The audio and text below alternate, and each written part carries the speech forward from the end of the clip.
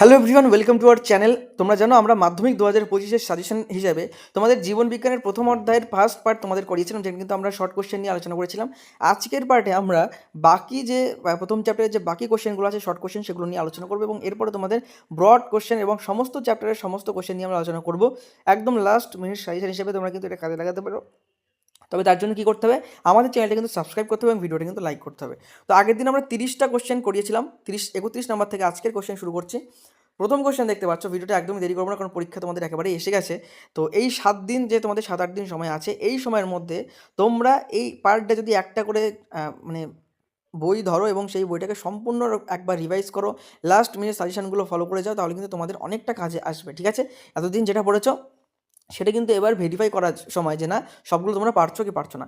আজকের প্রথম কোশ্চেন, কেন্দ্রীয় স্নায়ুতন্ত্রের বাইরে আবরণের নাম কি? কেন্দ্রীয় স্নায়ুতন্ত্রের বাইরের যে আবরণ তার নাম কি? আমি শুধু উত্তরগুলো বলে যাচ্ছি, তোমরা কিন্তু অবশ্যই অপশানগুলো দেখে নেবে। সঠিক উত্তর কী হবে? মেনিনজেস। সঠিক উত্তর হবে মেনিনজেস। নেক্সট 32 দাগ, মেনিনজেসের একেবারে বাইরের স্তরের নাম কি? মেনিনজেসের একেবারে বাইরের স্তরের নাম কি? তোমরা প্রত্যেকে জানো, ডুরোমিটার হয়ে যাবে সঠিক উত্তর। মেনিনজেসের বাইরের স্তর কি? ডুরোমিটার।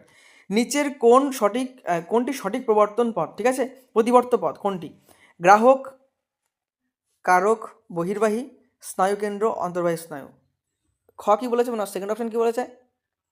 স্নায়ুকেন্দ্র, গ্রাহক, অন্তর্বাহী, তারপরে স্নায়ুকেন্দ্র, কারক, বহির্বাহী স্নায়ু। তারপরে কি 3 নম্বর বলেছে? বহির্বাহী স্নায়ু, গ্রাহক অন্তর্বাহী স্নায়ু, স্নায়ুতন্ত্র, কারক। আর লাস্ট কি বলেছে? গ্রাহক থেকে অন্তর্বাহী, তারপরে স্নায়ু থেকে স্নায়ুকেন্দ্র, বহির্বাহী স্নায়ু, সেখান থেকে কারক। সঠিক উত্তর কিন্তু লাস্টেরটাই হয়ে যাবে। তোমরা যদি ভালো করে কম্বিনেশনটা দেখো এবং পরপর স্টেপগুলো দেখো, তাহলে শেষ অপশান যেটা, সেটা কিন্তু হয়ে যাবে সঠিক উত্তর। নেক্সট 34 দেখ, সঠিক জোরটি নির্বাচন করো। কোনটি সঠিক জোর? গুরু মস্তিষ্ক দেহের ভারসাম্য রক্ষা, নাকি হাইপোথ্যালামাস বুদ্ধি ও আবেগ নিয়ন্ত্রণ, লঘু মস্তিষ্ক দেহের তাপমাত্রা নিয়ন্ত্রণ? মানে কোনটাকার কাজ, তার সঙ্গে সঠিক জোর কোনটি হবে? তাহলে অপশান লাস্ট যেটা ঘ, সেটা কি বলেছে? সুষুম্না শীর্ষক, তার কাছে হৃৎপিণ্ড ও খাদ্য গলাধঃকরণ নিয়ন্ত্রণ। তাহলে এটাই হয়ে যাবে কিন্তু আমাদের সঠিক উত্তর। নেক্সট কি বলেছে? ক্ষুধা, তৃষ্ণা, ঘুম নিয়ন্ত্রণকারী মস্তিষ্কের অংশটি হলো? ক্ষুধা, তৃষ্ণা, ঘুম নিয়ন্ত্রণকারী মস্তিষ্কের অংশ কোনটি? সঠিক উত্তর কিন্তু হয়ে যাবে হাইপোথ্যালামাস। হাইপোথ্যালামাস কিন্তু ক্ষুধা মানে খিদে, তৃষ্ণা, ঘুম এগুলোকে কিন্তু নিয়ন্ত্রণ করে থাকে। ঠিক আছে, নেক্সট আমাদের 36 দাগের কোশ্চেন, একটি কারক অঙ্গ হলো? কারক অঙ্গ কোনটি? সঠিক উত্তর কিন্তু হয়ে যাবে পেশি। অপশানগুলো থেকে দেখতে পাচ্ছ, কারক অঙ্গ কিন্তু হয়ে যাবে পেশি। নেক্সট কোশ্চেন 37 দাগ, ডেনড্রন থেকে নির্গত ক্ষুদ্র ক্ষুদ্র শাখা প্রশাখাগুলিকে বলে? ডেনড্রন থেকে নির্গত ক্ষুদ্র ক্ষুদ্র শাখা প্রশাখাকে ডেনড্রাইট বলে, আমরা সবাই পড়েছি। তো সঠিক উত্তর কী হয়ে যাবে? ডেনড্রাইট। এইভাবে তোমরা যদি প্রতিটা চ্যাপ্টারের প্রতিটা কোশ্চেন একবার করে আমাদের সাথে আলোচনা করো, একবার করে ঝালাই করে নাও, ঠিক আছে, তাহলে কিন্তু খুবই কাজ আসবে তোমাদের। ঠিক আছে, এবং তোমরা নেক্সট ভিডিও কোন টপিকের উপরে চাও যে না এই সাবজেক্টের উপরে দাদা ভিডিও দাও, তাহলে কিন্তু অবশ্যই কমেন্ট করবে। নেক্সট কী বলেছে? 38 দাগ, অ্যাক্সনস্থিত সাইটোপ্লাজমকে বলে? অ্যাক্সনস্থিত সাইটোপ্লাজমকে কী বলে? সঠিক উত্তর কিন্তু হয়ে যাবে নিউরোপ্লাজম, কিন্তু বলা হয় নিউরোপ্লাজম। নেক্সট, স্নায়ুকোষের যে অংশে নীলস দানা অনুপস্থিত তা হলো স্নায়ুতন্ত্রের কোন অংশে নীলস দানা অনুপস্থিত? সঠিক উত্তর কিন্তু হয়ে যাবে অ্যাক্সনে কিন্তু নীলস দানা অনুপস্থিত থাকে। নেক্সট 40 দাগ, স্নায়ুকোষে প্রোটিন সংশ্লেষে সাহায্য করে কি? কোন জিনিস স্নায়ুকোষে প্রোটিন সংশ্লেষে সাহায্য করে? গলগি বস্তু, সোয়ান কোষ। বাকি দুটো অপশান দেখে নেবো, কী বলেছে? নীলস দানা নাকি কোনোটি না? সঠিক উত্তর কী হবে? নীলস দানা হয়ে যাবে কিন্তু সঠিক উত্তর। কোনটি সোয়ান কোষের সঙ্গে সম্পর্কযুক্ত? সোয়ান কোষের সঙ্গে সম্পর্কযুক্ত কোনটি? সঠিক উত্তর কী হয়ে যাবে? অ্যাক্সন হয়ে যাবে কিন্তু সঠিক উত্তর। নেক্সট কী বলেছে? অ্যাক্সোপ্লাজমকে ঘিরে যে আবরণী থাকে তাকে বলে? অ্যাক্সোপ্লাজমকে ঘিরে যে আবরণী থাকে তাকে কিন্তু অ্যাক্সোলেমা বলা হয়। অ্যাক্সোলেমা প্রত্যেকে বুঝতে পারছো, নামের সাথেই তোমরা কিন্তু রিলেট করে পড়তে পারছো। অ্যাক্সোপ্লাজম থেকে অ্যাক্সোলেমা। আচ্ছা, তোমরা কি বড় কোশ্চেনের সাজেশন চাও, যে না বড় ব্রড কোশ্চেনগুলো কেমন আসবে সেইগুলো দিলে আমাদের বেশি হেল্প হয়? তোমরা যদি এরকম চাও যে না শর্ট আমাদের মোটামুটি ক্লিয়ার আছে, তো ব্রডগুলো দাদা একটু ব্রডগুলো দেওয়ার চেষ্টা করো, তাহলে তোমরা যদি এরকম তোমাদের আবেদন থাকে কমেন্টে জানাও, তোমাদের জন্য আমরা ব্রড কোশ্চেন আনবো। ইতিহাস, ভূগোল, তারপরে তোমাদের জীবনবিজ্ঞান, ভৌতবিজ্ঞান এবং বাদবাকি যত সাবজেক্ট আছে তার ব্রড কোশ্চেনগুলো তোমাদের জন্য আমরা আলোচনা করবো, যেখানে তোমাদের কোশ্চেনগুলো বলে দেবো, উত্তরগুলো আশা করি তোমরা তোমাদের নোট বই বা যেখান থেকে হোক পেয়ে যাবে। না পেলে আমাদের কমেন্ট করবে, আমরা তোমাদের উত্তরও জোগাড় করে দেবো। তো এখানে কী হয়েছে? 43 দাগের কোশ্চেন, নিউরোলেমা যাকে আবৃত করে থাকে তার নাম? নিউরোলেমা কাকে আবৃত করে থাকে? দেহকোষকে মানে আবৃত করে থাকে বা ঢেকে থাকে। স্নায়ুতন্ত্রে যে কোষগুলি ধারক কোষের কাজ করে তা হলো, তাকে বলে কি বলে? যারা ধারক কোষের কাজ করে? নিউরোগ্লিয়া বা গ্লিয়াল কোষ। কী বলা হয়? নিউরোগ্লিয়া বা গ্লিয়াল কোষ। 45 দাগ, নিচের কোন কোষ বা কোষগুলি স্নায়ু উদ্দীপনা প্রেরণ করে না বলেছে? করে না, অপশান কি দেখে নেই? অ্যাস্ট্রোসাইট, অ্যালিগোডেন্ড্রোসাইট নাকি মাইক্রোগ্লিয়া? সঠিক উত্তর কী হবে? তিনটে। দেখো এই তিনটেই কিন্তু কেউই কিন্তু উদ্দীপনা প্রেরণ করে না, তাহলে সবকটি হয়ে যাবে এখানে সঠিক উত্তর। 46 দাগ, স্নায়ুতন্ত্রের পুষ্টি ও প্রতিরক্ষা সাহায্যকারী কোষ। স্নায়ুতন্ত্রের পুষ্টি ও প্রতিরক্ষা সাহায্যকারী কোষ কিন্তু হয়ে যাবে, এখান থেকে আমরা অপশান দেখে নিচ্ছি। অপশান কিন্তু হয়ে যাবে নিউরোগ্লিয়া। নিউরোগ্লিয়া হয়ে যাবে সঠিক উত্তর। তোমরা যদি এই পিডিএফটা সম্পূর্ণ বিনামূল্যে পেতে চাও, ডেসক্রিপশন থেকে আমাদের হোয়াটসঅ্যাপ গ্রুপ দেওয়া আছে, সেই হোয়াটসঅ্যাপ গ্রুপ জয়েন করবে।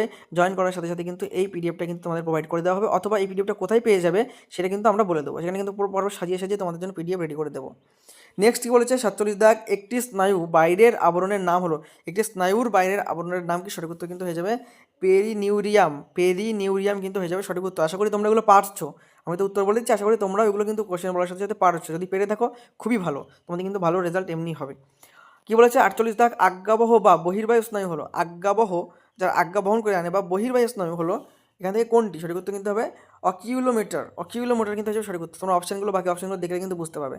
শুধুমাত্র চেস্টিয়াস নার্ভ হলো, বা চেস্টিয় স্নায়ু কোনটি?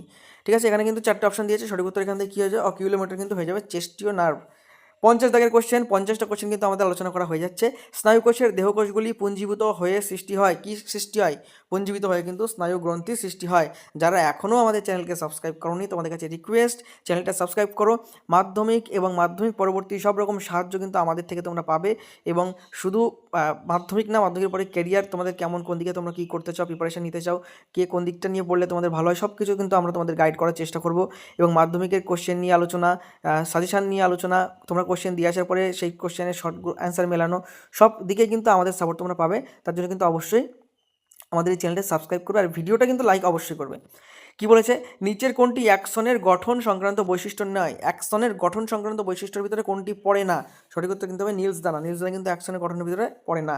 অন্তঃক্ষরা গ্রন্থিটি চিহ্নিত করো। অন্তঃক্ষরা গ্রন্থি, এখানে দেখতে পাচ্ছি আমরা প্রথম অপশানটাই মিলে যাচ্ছে, পিটুইটারি গ্রন্থি একটা, অন্তঃক্ষরা গ্রন্থি, তাহলে এটাই কিন্তু হয়ে যাবে সঠিক উত্তর। নেক্সট কোশ্চেন কি আমাদের? 53 দাগের কোশ্চেন, সনাল গ্রন্থি থেকে নিঃসৃত হয়। সনাল গ্রন্থি থেকে কি নিঃসৃত হয়? অপশান দেখলেই বুঝতে পারছো সঠিক উত্তর কী হবে? উৎসেচক।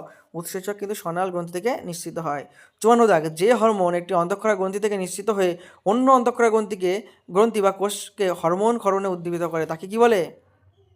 তাই কিন্তু ট্রপিক হরমোন বলা হয়। ঠিক আছে, তোমাদের যারা বুঝতে অসুবিধা হচ্ছে পজ করে প্রশ্নটা বারবার পড়লে বুঝতে পারবে। 55 দাগ, একটি লোকাল হরমোন হলো। লোকাল হরমোন কোনটি হবে? সঠিক উত্তর কিন্তু হচ্ছে টেস্টোস্টেরন, কিন্তু একটা লোকাল হরমোন, টেস্টোস্টেরন। ঠিক আছে, অপশান দেখলে বুঝতে পারছো।